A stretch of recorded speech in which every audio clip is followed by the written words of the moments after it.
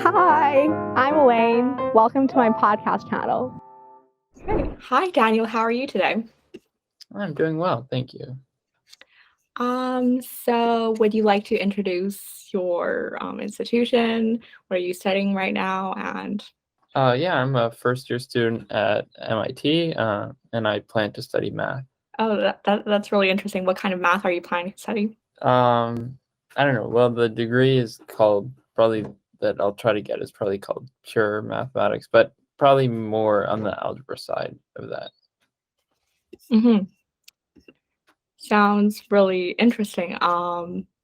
Any courses that what's your favorite course? Yeah, I'm taking an algebraic geometry course that I'm finding really interesting. Okay, so I would really like to know about your childhood. So what sparked your mathematical interest? How did you um, get interested in math in general? So what made you interested? Yeah, so both my parents are professional mathematicians, so I don't know, it just seemed natural. They would talk about math, but it wasn't like, forced onto me or anything like that. It was just like, um, it was just something that Mhm. it just felt very organic that I developed an interest for math. I mean, obviously it was related to my parents being mathematicians, but it did feel like I sort of discovered it to some extent on my own.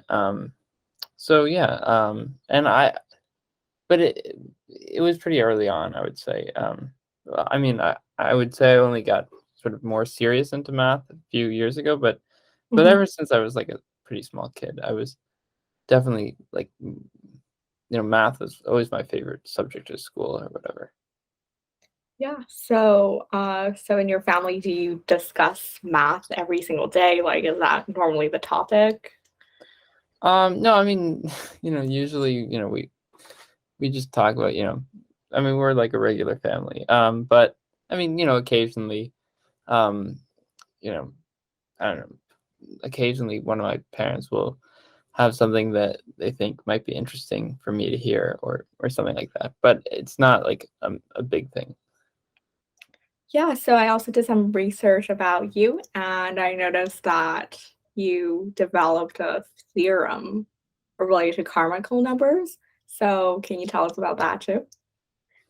Yeah, so Carmichael numbers are sort of interesting because they're numbers that are not prime, but they behave in some sense as if they were prime. Mhm. And so I like to think of them as sort of false positives for sort of the most typical primality test, which is the Fermat primality test. And so these types of numbers were somewhat interesting out of pure curiosity, but also there's some application to cryptography where you want to use primes and it's not good to use Carmichael numbers. But for me, I mean, it was entirely just something that I found interesting. But anyway, that's sort of the background of why people started being interested in these numbers. And then so there were some natural questions that people asked. Sort of the first and most natural question was, how many of these numbers are there? You could find examples on the computer. The smallest one is 561, but it was conjectured that there were infinitely many, and that took quite a while to be proven. And it was only in the 1990s that three mathematicians succeeded. And so they showed not only that there are infinitely many, but there are quite a few. Like if you ask, asymptotically, how many Carmichael numbers are there less than n, they were able to show these very strong bounds on just how many there were. But that sort of didn't quite end the story, because there were sort of questions you could ask sort of at a finer scale, like are there any really large gaps between Carmichael numbers, such as to give an extreme example, like are there any large integers n such that there are no Carmichael numbers between n and 2n? And so people thought the answer was no, but it was a conjecture. And then I was reading this paper that that proved that there are infinitely many, and they raised this question, and I thought, wow, that sounds really interesting. I want to see if maybe I can figure out how to prove this, and so it was quite hard, and it took me a while, and I had many false attempts, and I at the beginning I really did not think I was going to succeed, but yeah, so in the end, I managed to prove it. Wow, that's it's a long journey.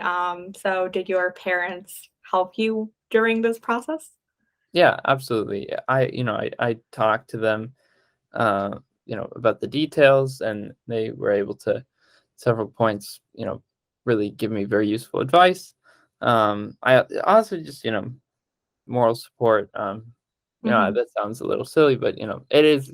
It was very discouraging at points, and it really is helpful if you have people around you who just offer support, and just yeah, it really kept me. I really felt that I had the support necessary to yeah, I didn't let it get me down, and I um, just felt that I was able to continue working on it, despite you know not really being that confident in my success. But Mhm. yeah, I was able to push through, and so yeah, I would say there were sort of two ways in which they helped me. Mhm. That's great. How about your school teachers? Were they also very helpful? So at that point, it was the middle of the pandemic, and Mhm. I didn't really have that much interaction with my teachers, so they didn't play a big factor. Yeah, so how did the pandemic affect your studies? Yeah, I mean, obviously, it was a hard time for everybody.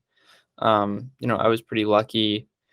My parents were college teachers. They were able to teach online, so sort of we were able to stay safe. In some sense, having all that extra time probably did help, but at the same time, it was the stress of everything that was going on did make it harder as well. So it was definitely a bit rough, but yeah. Yeah, that's really interesting because for a lot of schools here in Canada, the schools basically closed down because of COVID. So did that happen at the same time? I mean, did that also happen for in the US or something like that? Yeah, for sure. I mean, I was a senior in high school. Well, no. Uh, I guess at that point I was a junior in high school. But fortunately, I had taken a lot of the courses I had to take to graduate, so I only had a few courses left, um, and I was able to take those online. And of course, it was Yeah. pretty disruptive, but for me, that aspect of it was not the worst. Yeah. So in high school, so of course you love math. Which course was your least favorite? Least favorite. Yeah. Probably English. I don't Oh, know. okay. Yeah. Yeah. Okay. Enough said, I guess. I mean, it's totally different from math. I think that's why Yeah. it's I mean, it's totally different from math. It really. Yeah. I don't know. mhm. It's writing essays. It's not something that I am any good at. So it Yeah, but it was I a guess if you're struggle. gonna write a research paper, then you still have to write an essay. So I mean, it's the standards are very different. So yeah. okay. Yeah. So I mean, essays for me are really, really hard too. So I can totally understand.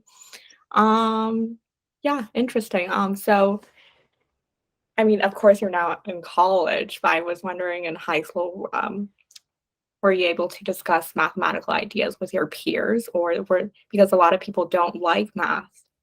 Same for me around people around me, they don't really like math. So did you have an opportunity to talk to your peers or your friends about what you're doing? Yeah, to some extent, I would say. There was a math club in the town that I grew up in, Yeah. and so there, I mean, there definitely were people who were interested in math and who wanted to talk about it. Maybe not like you had to go out of your way to find them. Like it's not like, you know, like my friends at school were not particularly into math, but there were people in my town that were interested in math, and I was to some extent able to talk math with them. But I guess I would say that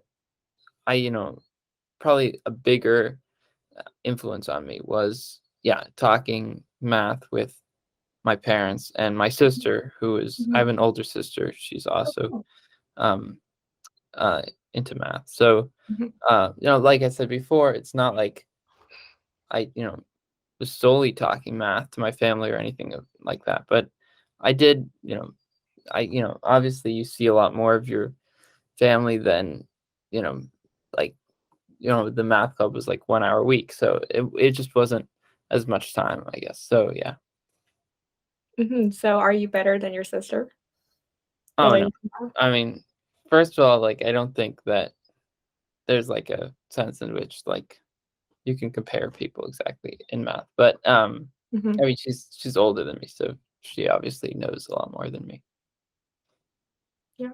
So so a lot of conversation happens between you and your parents and then your family members, and I then mean, it's like on the grid, like compared to everything else we talk about, it's a small fraction of our conversation, but it adds up. So I guess I would say it's quite a lot over all the years.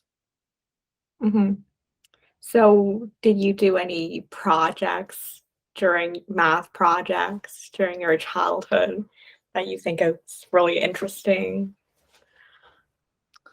Yeah, I came up with this. Well, I didn't come up with it. I read about this sort of variant of the Fibonacci sequence, and so I don't know. I mean, there are 1,000 variants that you can imagine. This was one of them.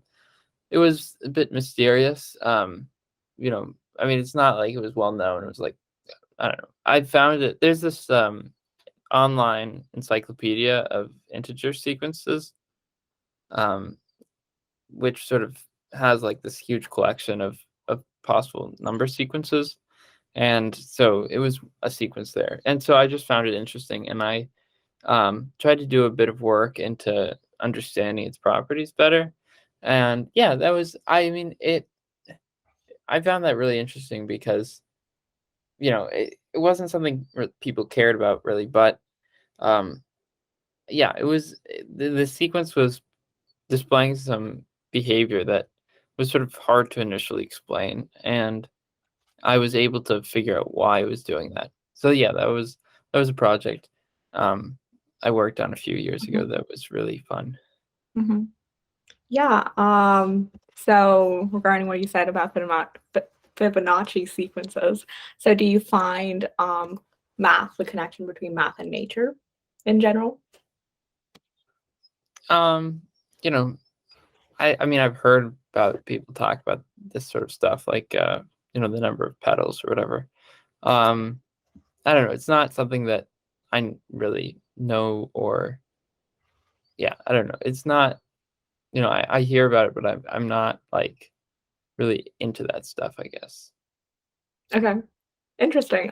So do you do anything else than math, like hiking or anything else?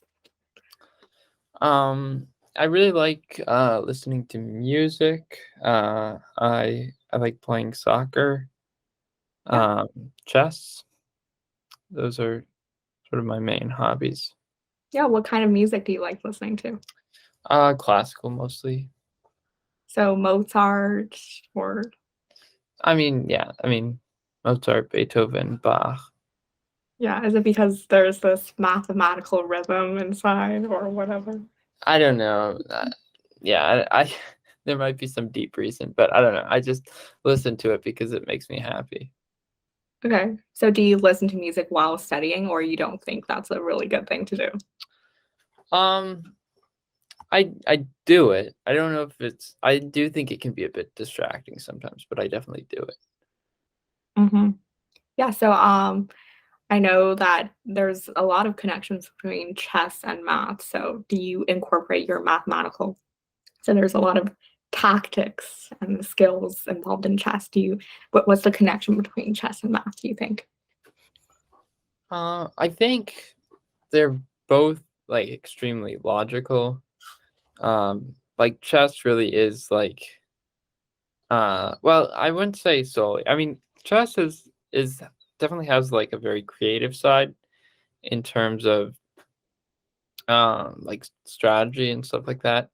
Um, I mean, there also is like the tactical side, which is sort of more brute calculation. But actually, I mean, that sort of does resemble math, where like to some extent there's like obviously a lot of calculations and stuff like that, but it is also like very creative. So yeah, I guess there is some similarity there. Yeah. Hmm. Interesting. So it's soccer, music, and chess. That's really a lot to do because I've heard that a lot of mathematicians and then their hobbies are hiking. So something different. It's interesting. Yeah. Yeah.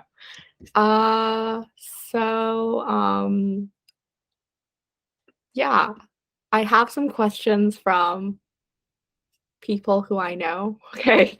Uh, what's your favorite color and why? Probably blue. Okay. And I don't know if it's possible to explain What kind why of blue your are you talking about? favorite color is your favorite color, but I don't know. It's just what can I say? I like blue. Yeah. Um, dark blue, light blue, or what? Probably light. Not super light, but not yeah, on the lighter side. Cool. So can you describe your perfect day 10 years from now? What do you envision your perfect day as? Um, I don't know. I guess, being a professional mathematician Yeah.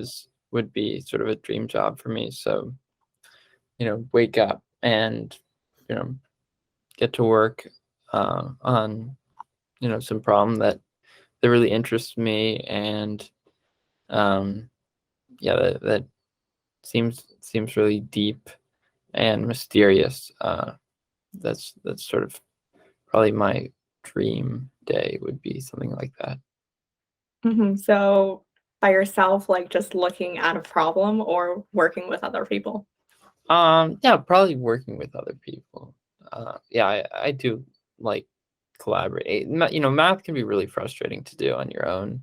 Yeah. And yeah, I think talking to people and being able to like bounce ideas off of people is really great. hmm So, who's your favorite mathematician? Uh, well, Terry Tao is sort of this giant, and I mean, in all of math, but he particularly specializes in analytic number theory, which Mhm. is probably the branch that interests me the most. So yeah, I would say probably Terry Tao is sort of my inspiration or my role model or something like that. Do you know him personally, or you No, just I've never met him, but yeah, yeah? So you envision knowing him one day in the future or something like yeah, that? Yeah. I don't know, yeah. Yeah. Anyone else, or he's the only one that you're super idolized, this person? Um, so okay, so there's another person in analytic number theory who actually just won the Fields Medal, Mhm, which is like the math. Yeah. So James Maynard is his name. mhm. Mhm. And it was actually really cool. I got to use some of the techniques that he pioneered in resolving this problem about Carmichael numbers. And I actually sort of got interested. It's a long story, but I sort of did get interested in Carmichael numbers because I started reading about the work that Maynard had done, specifically about gaps between primes. And so, yeah, so it was, I don't know, it was just really cool to be able to use that work in resolving this problem, which, there is a connection, but it's not immediately obvious. So anytime you can sort of connect two areas of math is really cool. Mhm. So which two areas do you mean of math? Yeah, so I guess like studying what you might call prime constellations, which are like patterns in primes. So like twin primes, for example, which are primes that are two apart.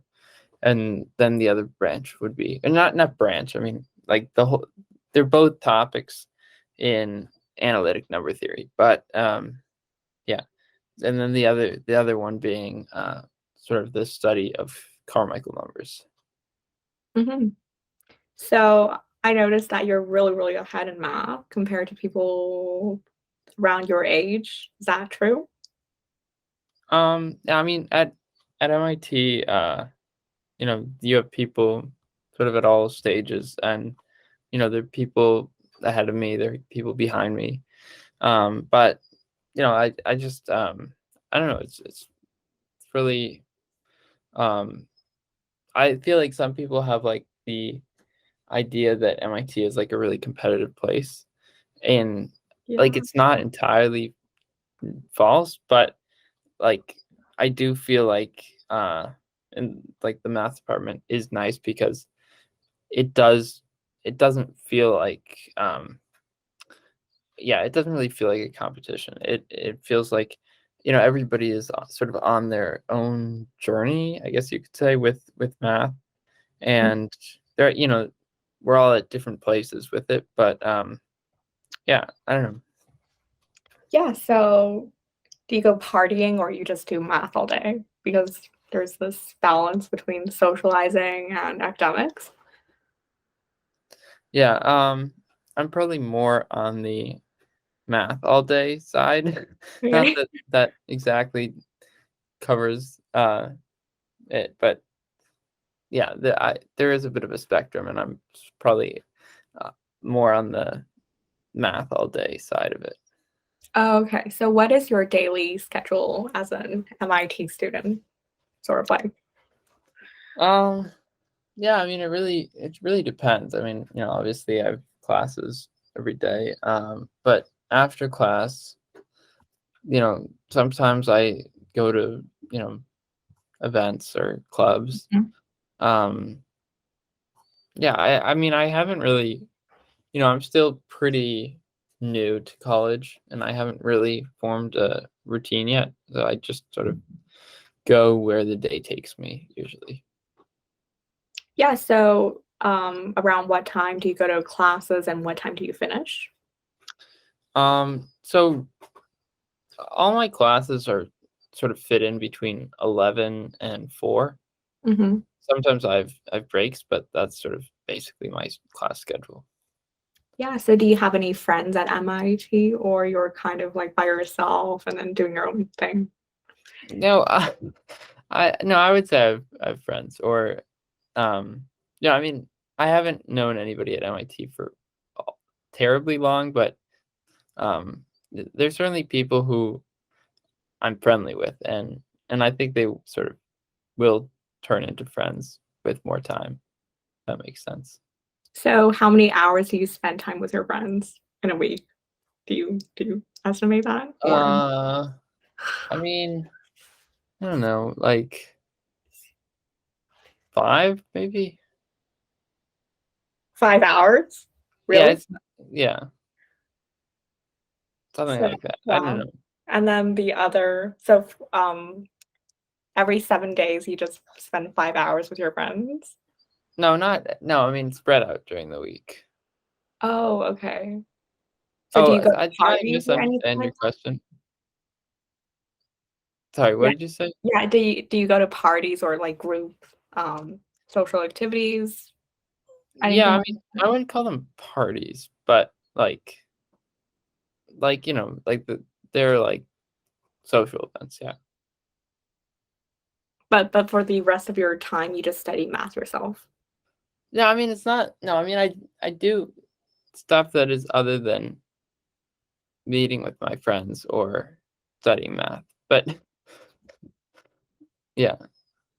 Okay. So, are you working with a professor right now? Are you developing a new formula because you just came up with your Carmichael numbers formula? So are you gonna develop a new one, or have you noticed one yet? Um so I've maybe started, I don't know, not really. Right now I'm just sort of trying to get the hang of college. And really, there's so many classes to take, and um you know, I'm mostly focusing on coursework.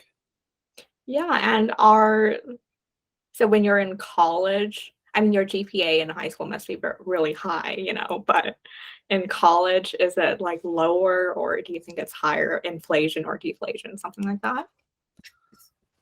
So I mean, I haven't gotten any grades back yet. But I think it's going okay so far, but obviously the courses are much tougher.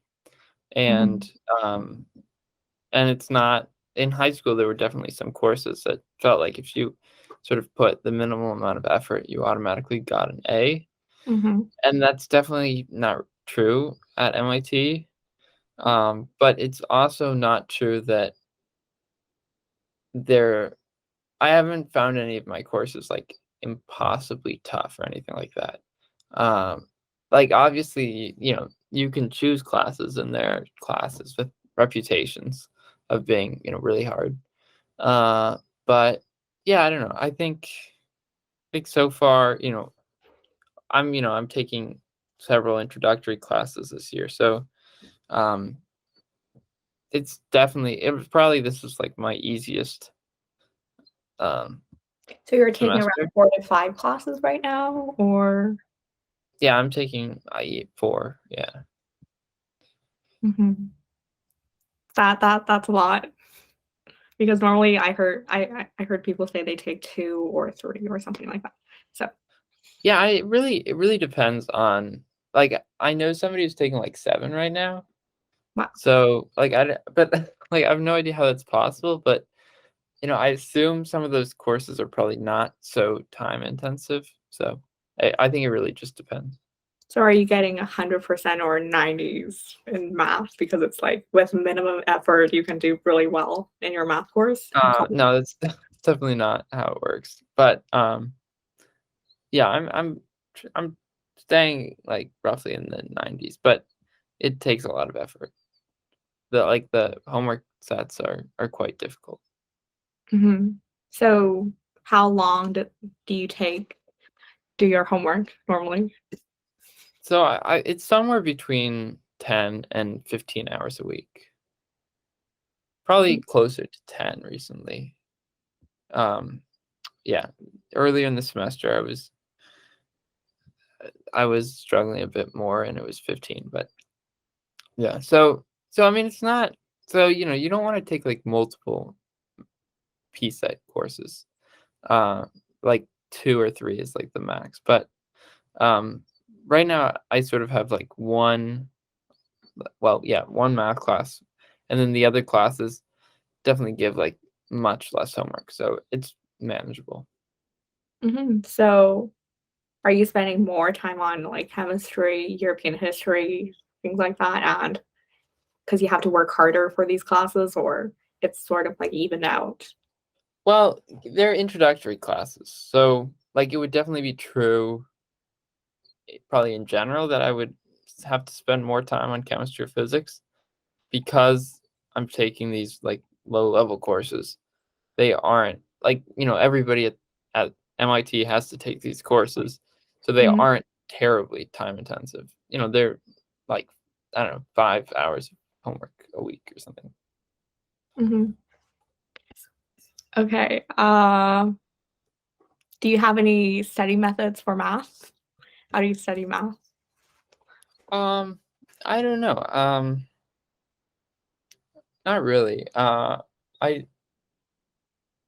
do find that, writing in a notebook as opposed to like taking notes, like on a computer or something like that. I think for me, writing it down physically helps. Mhm. But yeah, I don't really do anything very special. So do you write? I've heard that some people write theorems down on a notebook or something like that to help them memorize theorems. Do you memorize theorems or you just understand how everything works? Um, I mean, I don't put a huge amount of focus into memorizing stuff. But more like understanding the theory behind stuff. Mhm. Yeah. Okay. So did you ever reach a point in which you were out of balance, such as doing math every single day and you're just exploded or something? Yeah, no, I mean definitely like for example, like earlier this semester when I was spending more time on my math homework, uh and it would be like, the deadline would be approaching and I'd have to like do whatever 4 or 5 hours straight, or with a short break or something like that. And yeah, no, I mean it's definitely tough sometimes when you feel like your brain just can't do this anymore. Um, Mhm. but yeah, I don't know. It really is just something where you just have to try to take a break, like a longer break, like a day or even a week or something like that. And What do you yeah, normally do? And if you're going to take a break for a day, any activities, extracurriculars? um, I don't know. I just like reading or just doing relaxing stuff. Yeah, so do you read math books or No, no, no. If I'm relaxing, I'm not reading math books. so any novels that you really enjoy? Um, I mean, I don't have any recommendations. I mean, I haven't read any books that blew me away recently, but I've read some decent books. I don't So what kind of novels do you read? Like classics or know. I guess a lot of what I read is science fiction, but I also read a lot of more, not classics, but sort of more traditional, or not what traditional, is but like have you read Carl Sagan? Science mm, as a Candle in the Dark? no, I've not read that book. I Yeah. don't know. I'm like historical fiction, or yeah, I don't know. I don't really. I just like choose whatever. I'm pretty like I don't just read books like of a single type, but I generally just like whatever I'm in the mood for or whatever. Mhm. So are they on paper or online or No, something? but all like I don't like reading books online, so I read them like I need the physical version. Yeah, you seem really traditional. Yeah. I don't know. I think it's just like so much of what we do these days is online that whenever I get the chance like to do something physical, like yeah, I think that is easier to focus for one thing. Yeah. Um, do you drink beer or tea? No, no to both. In the US, you anyway can't drink alcohol until you're 21, but Oh, uh, no, I don't drink tea either. you drink coffee or Um, Coffee if I get a bad night's sleep, but I don't do it regularly. Interesting. And okay, what are you most thankful for in life? Probably just my family. I feel really lucky to have grown up in yeah, like my family is really supportive, and yeah, I just I feel really thankful for them. Mm-hmm. That's great. So I mean, does your whole family do math, like your grandparents and your great great grandparents, something like that? Uh, no, I mean, I had I had one one of my grandfathers was a mathematician. Another was a physicist, and I have a grandmother who is a computer scientist. So a lot of them did like science, but not all math. Mm-hmm. Interesting. So yeah. So are your friends all like math nerds? Not. I mean, it, definitely more than the average population, or the average MIT student, I guess. Uh, but like I also have like friends who are not particularly into math. Mm-hmm. So I would say it seems like your friends are all in STEM or something like that. Well, is that true? Yeah, more or less, yeah. Mm-hmm. Great. I So mean, yeah. most people at MIT are into STEM, Oh, but that is really yeah. really cool. Yeah. So are people around you all really, really smart, or it's not true, or it's a fallacy, sort of like this MIT place, it's just where smart people go to? I mean, I think MIT does get on average, like the students at MIT are like on average smarter than like, you know, at your average high school or whatever. Mhm. But it's not like, I don't know. I think sometimes like it does get over exaggerated, in the media or whatever. So you're saying that there are some dumb people there, so No, no, they're not like dumb people. Like that's like, but it's not like like if you go like expecting that like everybody you meet will be like Einstein, like Mhm. that's not really like, I don't know. It's just like it's like everybody is really like interested in like, well, usually interested in science, and like um yeah, I don't know. I'm like definitely like people at MIT are like um yeah, smarter on average than like in high school, but yeah, it's like intimidating to talk to people because they're like every word out of their mouth is like Mhm. so it's, I don't know, that's all I'm saying. Like there's definitely like some truth to the stereotype, but it's not like entirely, like it can be blown out of proportion. Mhm. Yeah. And that's basically the questions on my list.